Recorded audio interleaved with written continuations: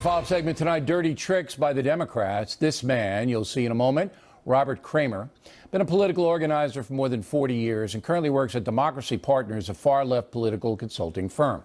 Kramer has also reportedly visited the White House nearly 300 times under President Obama and may even have a relationship with the president. The conservative group Veritas secretly taped Kramer and his associate talking about inciting violence at Trump rallies. Wherever Trump and Pence are going to be, we have events. Okay. And we have a whole team across the country that does that. Both consultants and people from the Democratic Party and the Democratic Party apparatus and people from the campaign, the Clinton campaign. My role with the campaign is to manage all that. I work with Bob Kramer one-to-one all the time. I'm the white hat. Democracy Partners is kind of the dark hat. Bob Kramer is diabolical, and I love him for it. Now, last night we showed you a tape where those guys were talking about hiring mentally disturbed people to provoke violence, which is exactly what happened at Trump rallies in Chicago and California. Joining us now from Washington, Katie Pavlich, here in New York City, Ebony Williams. So Kramer has now bailed out from the Clinton campaign. He was working for them as a consultant. Now he's no longer working. What does it tell you?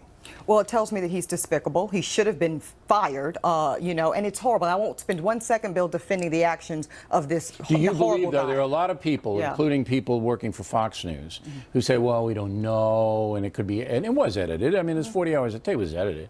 Do you believe that these guys were actively going out trying to incite violence at Trump rallies? I wouldn't put it past him, Bill. Look, his own associate said that the difference between wouldn't put it past him and believe. I mean, I'm a lawyer. I don't have enough evidence, but I think it's absolutely possible. I'll say his own associate, though, said he was the dark hat guy. Yeah. What I do caution anybody about, though, Bill, is you have to not judge an entire party or any group, for that matter, by the worst example. And this guy, Kramer, is the worst possible example. That's not a bad, and Ebony is a lawyer, so we can't expect a straight answer on anything. But Katie is not. And do you believe that this is, an active thing to make Trump look bad, and people get hurt at these violence in these rallies? Well, of course it is. And, the left is going to argue, as Ebony just eloquently did, that this was a rogue operative. This doesn't represent all of the DNC, all of the Hillary Clinton campaign, or all of the White House. But that's just not true. This all goes back to... Well, how do you know it's not true, though? Let me lay it out for you. Do you remember early on in the Obama administration when the White House did not want to release visitor logs to the White House? This is one of the reasons why.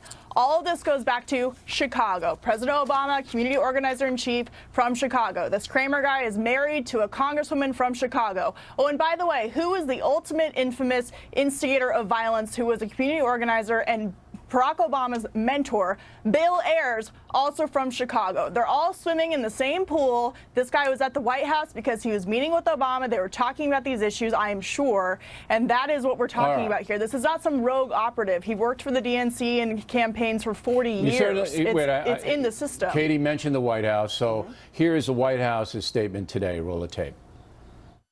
As far as Kramer's concerned, with all those visits here to the White House in particular, I'm wondering, is that a reflection of the ethical standards of the Obama White House, that a guy like that, who, at least according to the videos, admittedly, these videos are in some dispute in some circles, seems to be suggesting voter fraud, a person who is a convicted felon, who is an often frequent visitor here at the White House? I think at this point I would urge extreme caution and drawing conclusions about anybody's character based on a few hours of having looked at this video. All right, that's a non-answer, of course, and the question was lodged by a Fox News correspondent because the other press doesn't cover this. So, based upon that, I mean, it's pretty embarrassing. The guy was, 300 times, and he was in the president's proximity more than 40 times. We don't know what that was, but he obviously had entree. Yeah, I don't think that was satisfactory from the press secretary. I think he should have just totally condemned it, called it out, and said, if it is what it looks like, we do not stand for this, and preserved a little bit more credibility. But then that opens the door for how come you let him in? Why did you let him in? I mean, everybody knows he's Darth Vader. Sure. Everybody knows he's Darth Vader. The dots, I mean, Katie connected the dots pretty well. I'm not going to sit up here and act like it doesn't look Let's give Katie the last good. word. Go.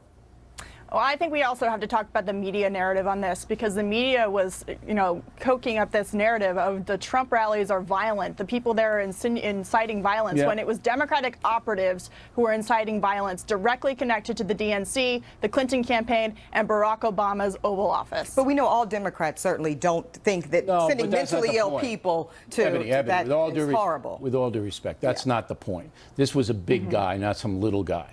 All right? Right. This is like Segretti and the Nixon thing. Not defending this guy. This guy was big and he had access. He had access.